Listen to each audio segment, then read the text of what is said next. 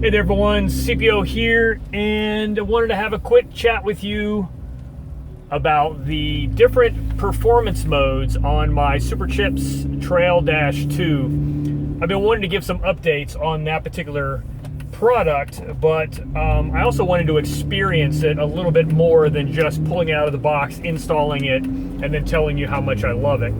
So, with that said, on the Trail Dash 2, there are several different performance modes that you can set up. And of course, I went to the highest performance mode there is and really liked it. The downside with that is that you have to bump the octane in your fuel, so you have to use 93 octane or better. So you're gonna pay a little bit more money for fuel, but at the bonus benefit of having better performance. Increased throttle response and some other magical things behind the scenes, which I'm not really going to try and figure out, but I do know it felt more seat of pants powerful. With that said, as a daily driver, commuter, I don't necessarily need to feel that all the time, and so I actually defaulted back down to the lower performance mode that I can use 87 octane fuel because it's quite a bit cheaper, and it still feels good. So, you know, that is what it is. That's not the only reason I have the Trail Dash 2, but it is a nice benefit to be able to change those performance mode settings. Now, the one mode that I really wanted to talk about is the crawl mode. And I've talked to some people that have a TD2, and I'm getting mixed feedback on the value of the crawl mode. So what the crawl mode does is it basically changes the throttle curve so that it takes more pedal to get go, right? So it basically flattens the curve a little bit more.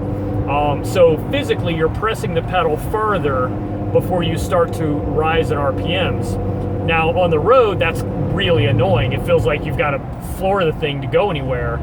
But I found personally on the trail, I kind of liked it because I like sort of crawling around nice and easy. And when I'm in the higher performance settings on the TD2, the throttle's a little bit more touchy. So it's more like throttle bumps all the time. But when crawl mode is enabled, I kind of liked it. So it's definitely something that will throw you off guard the first time you load that tune. It's definitely different than any of the other tunes, and it feels like you're like stuck in quicksand.